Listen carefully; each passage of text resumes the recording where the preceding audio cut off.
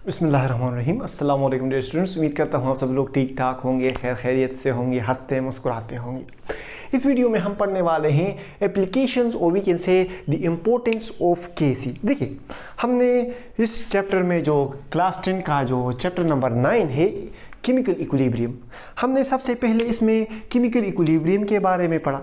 फिर हमने equilibrium constant के एक्सप्रेशन को डिराइव किया, इसके यूनिट के बारे में हमने पढ़ा, हमने कंडीशंस ऑफ इक्विलिब्रियम पढ़ी। तो ये जो हम सब ये पढ़ रहे हैं ना, हमने इक्विलिब्रियम कांस्टेंट के एक्सप्रेशन को डिराइव किया, इसके यूनिट को डिस्कस किया। सो बेसिकली केसी हमारे पास इसकी इंपॉर्टेंस या इसके एप्लीकेशंस क्या क्या हैं, ये हम इस वीडियो में पढ़ेंगे। तो देखिए, सबसे पहले ये हमें बताता है डायरेक्शन ऑफ रिएक्शन के बारे में, रिएक्शन के डायरेक्शन के बारे में, डायरेक्शन ऑफ रिएक्शन। देखिए, डायरेक्शन ऑफ रिएक्शन के बारे में हमें ये इस तरह बताता है कि हम एक सिस्टम को दूसरे सिस्टम से कंपेयर करते हैं। लेट्स सपोज हमारे पास एक सिस्टम है इक्विलिब्रियम, सही है। ये हमारे पास एक सिस्टम नंबर 1 है, ये हमारे पास ये इस सिस्टम के रिएक्टेंट्स हैं और ये इस सिस्टम के प्रोडक्ट हैं। ये हमारे पास सिस्टम नंबर 1 है, सही है। अच्छा, इस सिस्टम, ये जो हमारे पास इक्विलिब्रियम है, इसकी एक स्पेसिफिक केसी वैल्यू होगी, इक्विलिब्रियम कांस्टेंट केसी की इसकी एक स्पेसिफिक वैल्यू होगी, सही है। हर रिएक्शन की स्पेसिफिक कंडीशन पर हर रिएक्शन की केसी की एक स्पेसिफिक वैल्यू होती है। अच्छा, अब दूसरा सिस्टम है हमारे पास जो इस सिस्टम में जो कंपोनेंट्स मौजूद हैं वही सिस्टम नंबर 2 में मौजूद है। ये हमारे पास सिस्टम 2 हो गया। ये इस सिस्टम के रिएक्टेंट्स और प्रोडक्ट्स हो गए। सो ये जो हमारे पास सिस्टम है, इसमें हमारे पास सेम ही मटेरियल्स है जिस तरह सिस्टम नंबर 1 के हैं और सेम ही कंडीशंस है। लेकिन बात यह है कि यहां पर अभी तक यहां पर इक्विलिब्रियम इस्टेब्लिश नहीं हुआ, सही है। इस सिस्टम में अभी तक इक्विलिब्रियम इस्टेब्लिश नहीं हुआ। इस सिस्टम की जो रिएक्टेंट और प्रोडक्ट की कंसंट्रेशन है, इसको हम QC से रिप्रेजेंट कर रहेंगे, सही है। इसमें जो प्रोडक्ट और जो रिएक्टेंट का जो रेशो है, इसको हम QC से रिप्रेजेंट करेंगे। जबकि इस सिस्टम ने जिसने सिस्टम नंबर 1 जिसने इक्विलिब्रियम हासिल किया हुआ है, इसके रिएक्टेंट और प्रोडक्ट के कंसंट्रेशन को रिएक्टेंट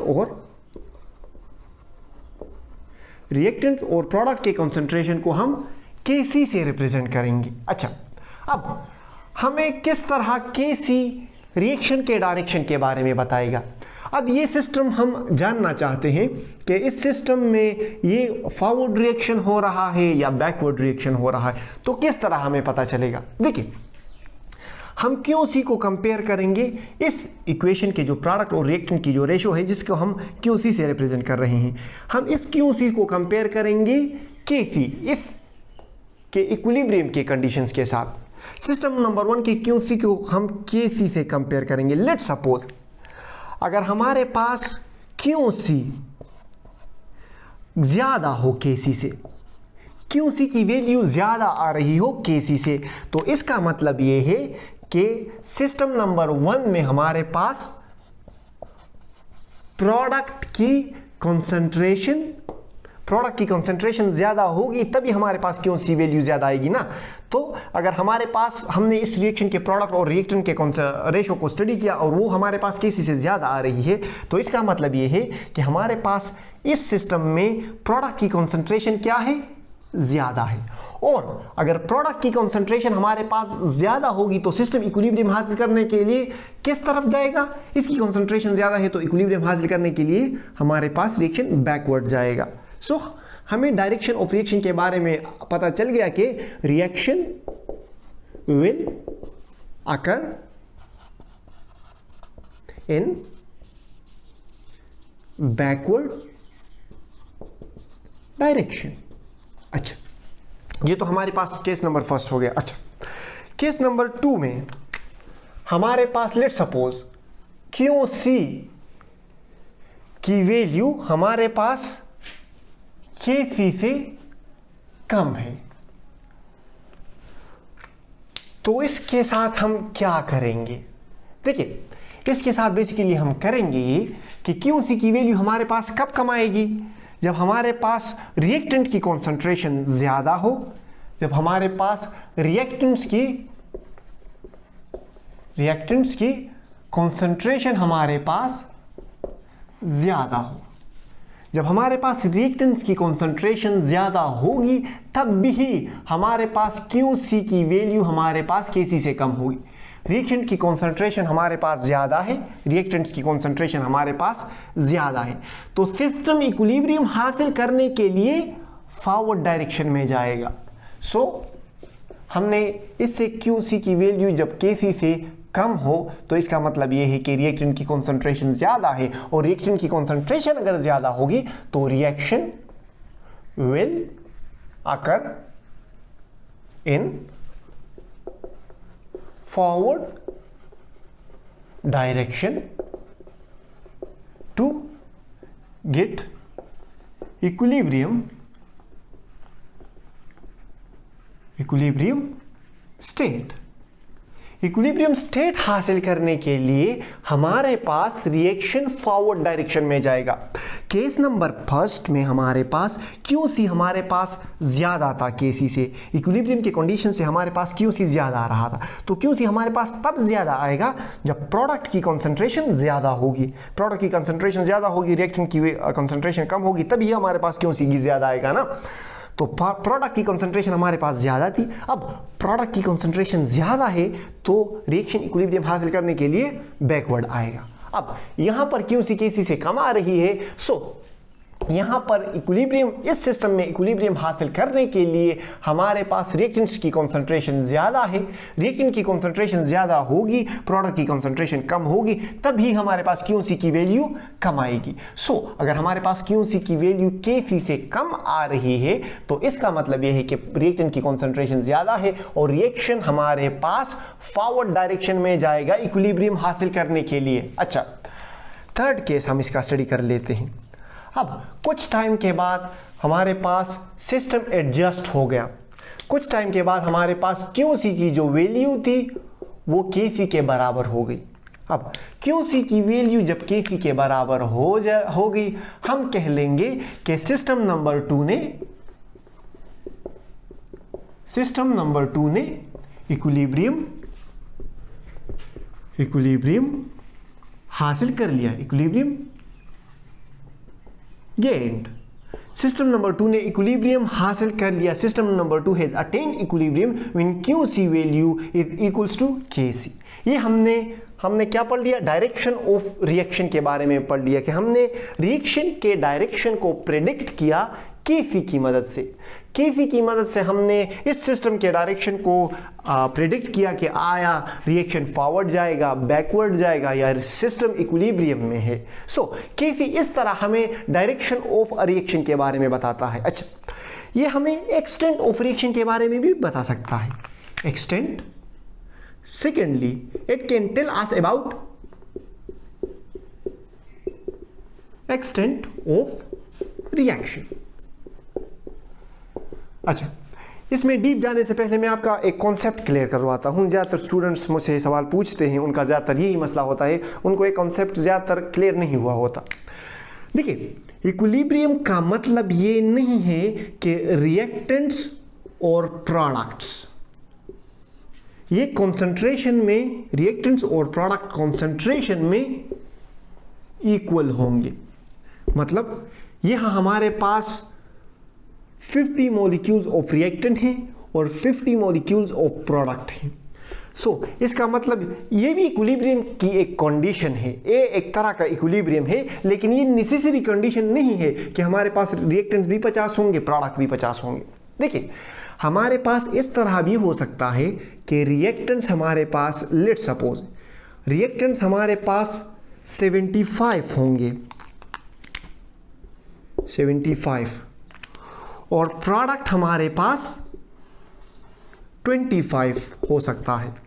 ये हमारे पास रिएक्टेंट है 75 और प्रोडक्ट के मॉलिक्यूल्स हैं हमारे पास लेट सपोज 25। इक्विलिब्रियम यहाँ पर भी अकर हो सकता है। किस तरह? इक्विलिब्रियम का मतलब ये है, इक्विलिब्रियम कंडीशंस ये हैं हमारे पास कि जो मास एक्सचेंज हो रहा है, मतलब 5 मॉलिक्यूल्स रिएक्टेंट से कन्वर्ट होके प्रोडक्ट में जा रहे हैं और 5 मॉलिक्यूल्स प्रोडक्ट से कन्वर्ट होके रिएक्टेंट में आ रहे हैं। 5 मॉलिक्यूल्स रिएक्टेंट से प्रोडक्ट में कन्वर्ट हो रहे हैं और 5 मॉलिक्यूल्स प्रोडक्ट से रिएक्टेंट में कन्वर्ट हो रहे हैं। बेसिकली इसको हम इक्विलिब्रियम कहते हैं। इसी तरह यहां पर रिएक्टेंट्स हमारे पास 75 है और प्रोडक्ट 25 है। इक्विलिब्रियम कंडीशन हासिल करने के लिए यहां पर लेट सपोज 5 मॉलिक्यूल्स रिएक्टेंट से प्रोडक्ट में कन्वर्ट हो रहे हैं और वही 5 मॉलिक्यूल्स प्रोडक्ट से रिएक्टेंट में कन्वर्ट हो रहे हैं। सो हमारे पास इक्विलिब्रियम कंडीशन हासिल हो गया। यहां पर भी हमारे पास इक्विलिब्रियम कंडीशन हासिल हो गया और यहां पर भी हमारे पास इक्विलिब्रियम कंडीशन हासिल हो गया। और एक थर्ड केस भी स्टडी कर लेते हैं। लेट सपोज यहां पर रिएक्टेंट में लेट सपोज हमारे पास 25 मॉलिक्यूल्स हैं। ये केस नंबर फर्स्ट हो गया, ये केस सेकंड हो गया, केस थर्ड। केस थर्ड में हमारे पास रिएक्टेंट के जो मॉलिक्यूल हैं वो 25 हैं। सही है, वो 25 रिएक्टेंट के मॉलिक्यूल हो गए और ये जो प्रोडक्ट के मॉलिक्यूल्स हैं, प्रोडक्ट के जो मॉलिक्यूल्स हैं ये 75 है। अब प्रोडक्ट के मॉलिक्यूल 75 है, रिएक्टेंट के मॉलिक्यूल कम है। इक्विलिब्रियम कंडीशन में हमारे पास इस तरह होगा कि जितने मॉलिक्यूल्स रिएक्टेंट से प्रोडक्ट में कन्वर्ट हो रहे हैं उतने ही मॉलिक्यूल्स प्रोडक्ट से रिएक्टेंट में कन्वर्ट होंगे। लेट सपोज हम यहाँ पे 5 कर रहे हैं तो यहाँ पर भी 5 लिख लेते हैं।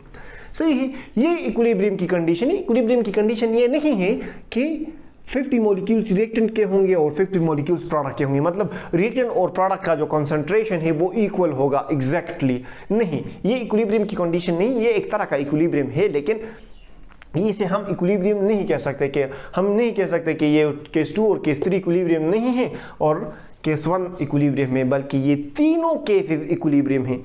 इसका जो मेन आइडिया है वो ये है कि जितने मॉलिक्यूल्स हमारे पास रिएक्टेंट से प्रोडक्ट में कन्वर्ट हो रहे हैं उतने ही मॉलिक्यूल्स हमारे पास प्रोडक्ट से रिएक्टेंट में कन्वर्ट होंगे। अच्छा, अब हम केवी से एक्सटेंट ऑफ अ रिएक्शन के बारे में पता लगा सकते हैं। लेट सपोज ये एक सिस्टम है हमारे पास, ये एक सिस्टम है हमारे पास, दिस इज अ सिस्टम। सही है। सो इस सिस्टम में हमारे पास ये रिएक्टेंट्स हैं और ये हमारे पास प्रोडक्ट है। Okay, this is reactant and this is product, this is a system. अब इस सिस्टम में हमें केसी वैल्यू से पता चलेगा, केसी वैल्यू से हमें पता चलेगा कि इस सिस्टम में हमारे पास रिएक्टेंट ज़्यादा हैं या प्रोडक्ट ज़्यादा हैं या रिएक्टेंट और प्रोडक्ट दोनों सेम है, मतलब मॉडरेट अमाउंट ऑफ रिएक्टेंट्स मौजूद है और मॉडरेट अमाउंट ऑफ प्रोडक्ट मौजूद है। सिस्टम किस तरह का इक्विलिब्रियम में है? केसी की वैल्यू हमने केसी का जो इक्वेशन है वो ये है कि KC is equals to concentration of product by reactant. अब केस फर्स्ट में हम स्टडी कर लेते हैं कि लेट सपोज हमारे पास केसी की जो वैल्यू है वो वेरी स्मॉल है। केसी की वैल्यू इस सिस्टम के लिए हमारे पास लेट सपोज केसी की वैल्यू स्मॉल आ रही है। केसी की वैल्यू हमारे पास कब स्मॉल आएगी? जब हमारे पास रिएक्टेंट्स ज़्यादा होंगे, जब हमारे पास रिएक्टेंट्स ज़्यादा होंगे और प्रोडक्ट कम होंगे। प्रोडक्ट हमारे पास कम होगा तब हमारे पास केसी की वैल्यू कम आएगी। किस तरह? इस वाले स्टेट को स्टडी करते हैं जहां पर हमारे पास रिएक्टेंट की कॉन्सेंट्रेशन ज़्यादा है। लेट सपोज हमारे पास प्रोडक्ट 25 है और रिएक्टेंट्स हमारे पास 75 मॉलिक्यूल्स हैं रिएक्टेंट के। तो 25 को हम 75 पर डिवाइड करेंगे 25 को हम डिवाइड बाय 75, हमारे पास वैल्यू आएगी 0.33, 0.33। सही है। अच्छा, यहां से हमने क्या अंदाजा लगा लिया, यहां पर जब केसी की वैल्यू हमारे पास बहुत कम आ रही थी तो हम कह सकते हैं कि इस सिस्टम में जो कि हमारे पास इक्विलिब्रियम स्टेट में है, इसमें हमारे पास रिएक्टेंट्स की कॉन्सेंट्रेशन ज़्यादा है, इसमें हमारे पास रिएक्टेंट्स की कॉन्सेंट्रेशन ज़्यादा है और प्रोडक्ट की कॉन्सेंट्रेशन कम है। रिएक्टेंट्स हमारे पास लेट्स सपोज 75 है, प्रोडक्ट हमारे पास 25 है। अब अगर केफी की वैल्यू बहुत ही ज़्यादा कम हो तो इसका मतलब यह है कि हमारे पास इस सिस्टम में हमारे पास ज़्यादातर मॉलिक्यूल्स रिएक्टेंट के मौजूद हैं और प्रोडक्ट के मॉलिक्यूल कम हैं। अच्छा, अब केफी की वैल्यू अगर हमारे पास लार्ज आ रही हो, लेट्स सपोज केस नंबर 2 पर की तरफ आ जाते हैं। केस नंबर 2, ये केस 1 हो गया, केस 2 की तरफ आते हैं। अगर केफी की वैल्यू हमारे पास वेरी लार्ज आ रही हो तब हमारे पास क्या होगा। केफी की वैल्यू अगर हमारे पास लार्ज आ रही हो तो इसका मतलब ये है कि ये सिस्टम जो कि इक्विलिब्रियम हासिल कर चुका है, इसमें प्रोडक्ट की कॉन्सेंट्रेशन ज़्यादा है और रिएक्टेंट्स की कॉन्सेंट्रेशन कम है। किस तरह? प्रोडक्ट की कॉन्सेंट्रेशन लेट्स सपोज ये वाला की स्टडी कर लेते हैं, 75 है और रिएक्टेंट्स की कॉन्सेंट्रेशन क्या है, 25 है। तो हमारे पास केसी की वैल्यू क्या आ रही है, 3 आ रही है, आई थिंक, हाँ 3 ही आएगी। सो केफी की वैल्यू ज़्यादा है तो इसका मतलब ये है कि केफी हमारे पास इस इक्विलिब्रियम में जिसकी केफी की वैल्यू ज़्यादा आ रही है, इसमें ज़्यादातर हमारे पास प्रोडक्ट मौजूद है। Reaction is almost completed in forward direction. सही है। अच्छा, थर्ड केस को स्टडी कर लेते हैं, केस नंबर 3 को, जहां पर हमारे पास केफी की वैल्यू मॉडरेट आ रही हो। मतलब आइडियली बात कर लेते हैं कि केफी की वैल्यू लेट्स सपोज हमारे पास केफी की वैल्यू 1 आ रही हो, तो इसका मतलब यह है कि इस सिस्टम में इक्वल अमाउंट ऑफ रिएक्टेंट और एंड प्रोडक्ट मौजूद हैं इस सिस्टम में। सही है। लेट्स सपोज ये वाला केस स्टडी कर लेते हैं। केफी प्रोडक्ट बाई रिएक्टेंट्स, प्रोडक्ट हमारे पास 50 है और रिएक्टेंट्स भी हमारे पास 50 है। केफी की वैल्यू क्या आ रही है, 1। इस सिस्टम में हमारे पास केसी की वैल्यू 1 आ रही है, तो इसका मतलब यह है कि इस सिस्टम में हमारे पास रिएक्टेंट्स और प्रोडक्ट दोनों मॉडरेट क्वांटिटी में प्रेजेंट है। इसी तरह हमने केफी की मदद से डायरेक्शन ऑफ रिएक्शन का अंदाजा लगा लिया और केसी ही की मदद से हमने एक्सटेंट ऑफ रिएक्शन का अंदाजा लगा लिया। हमने केसी की वैल्यू एक सिस्टम था जो पहले से ही इक्विलिब्रियम स्टेट में मौजूद था, उसकी केसी की वैल्यू को हमने देखा और हमने केसी की वैल्यू को देख के ही अंदाजा लगा लिया कि इस सिस्टम में रिएक्टेंट ज़्यादा प्रेजेंट होंगे, इस इक्विलिब्रियम में हमारे पास रिएक्टेंट ज़्यादा प्रेजेंट होंगे या प्रोडक्ट ज़्यादा प्रेजेंट होंगे या रिएक्टेंट और प्रोडक्ट दोनों मॉडरेट अमाउंट में प्रेजेंट होंगे। ये हमारे पास सिर्फ केफी की वैल्यूज को देख के ही हमने अंदाजा लगा लिया। सही है। अच्छा, अब आते हैं effect of external conditions. External conditions effect of external condition on equilibrium. देखिए हमारे पास वो कौन से फैक्टर्स हैं जो केफी की वैल्यू, इक्विलिब्रियम कांस्टेंट की वैल्यू को इफेक्ट करते हैं। तो हमने इस पर डिटेल सी वीडियो बनाई हुई है, लेकिन इसमें मैं आपको थोड़ा सा ओवरव्यू दे देता हूं। देखिए जो हमारे पास टेम्परेचर है, टेम्परेचर वो हमारे पास केफी की वैल्यू को डिस्टर्ब कर सकता है। हमारे पास जो कंसंट्रेशन ऑफ रिएक्टेंट्स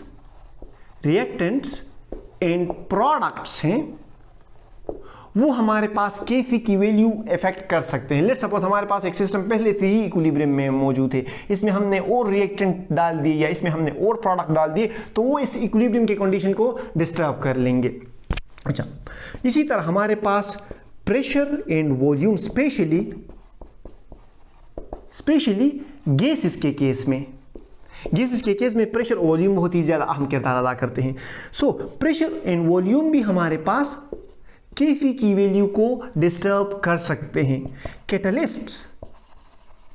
कैटलिस्ट्स भी हमारे पास Kc की वैल्यू को इफेक्ट कर सकते हैं। सो इसी तरह एक्सटर्नल कंडीशंस ऑन इक्विलिब्रियम, इसी तरह के इफेक्ट्स को जो ये वाले कंडीशंस हैं, temperature, concentration of reactant in products, pressure, volume, catalyst, ये वाले एक्सटर्नल कंडीशंस हमारे पास Kc की वैल्यू, इक्विलिब्रियम को इफेक्ट करते हैं। हमने इस वीडियो में Kc के इंपॉर्टेंस और Kc के एप्लीकेशंस को पढ़ा। हमने पढ़ा कि Kc की मदद से वो सिस्टम जो अभी इक्विलिब्रियम में नहीं है उसका डायरेक्शन हम प्रेडिक्ट कर सकते हैं कि ये फॉरवर्ड डायरेक्शन में रिएक्शन करेगा या बैकवर्ड डायरेक्शन में रिएक्शन करेगा। अच्छा, फिर वो सिस्टम जो हमारे पास पहले से ही इक्विलिब्रियम में मौजूद है, उस सिस्टम में वो सिस्टम जो हमारे पास पहले से इक्विलिब्रियम में मौजूद है, उस इक्विलिब्रियम कंडीशन में उसमें रिएक्टेंट्स ज़्यादा प्रेजेंट हो सकते हैं या प्रोडक्ट ज़्यादा प्रेजेंट हो सकते हैं, वो भी हमने Kc की वैल्यू से अंदाज़ा लगा लिया। फिर लास्ट में हमने एक्सटर्नल कंडीशंस ऑन इक्विलिब्रियम पढ़ा, मतलब effect of external condition on equilibrium constant पढ़ा। वो कौन से फैक्टर्स हैं, वो कौन से एक्सटर्नल कंडीशंस हैं जो इक्विलिब्रियम को और Kc की वैल्यू को इफेक्ट करते हैं। ये वैल्यू अगर चेंज हम कर लें तो सिस्टम अपने आप को इस वैल्यूज़ के मुताबिक एडजस्ट कर लेगा और दोबारा कुछ देर बाद इक्विलिब्रियम की कंडीशंस को हासिल कर लेगा। आई होप आपको समझ आ गया होगा। अभी भी समझ नहीं आया, हम आपकी खिदमत के लिए हाजिर हैं, हम आपके खादिम हैं। बस सिर्फ आपने सब्सक्राइब वाला बटन दबाना है, हमें अपनी दुआओं में याद रखना है। बाकी हंसते रहें, मुस्कुराते रहें, दिलों का ख्याल रखें, खुशियाँ बांटें। अल्लाह हाफिज़।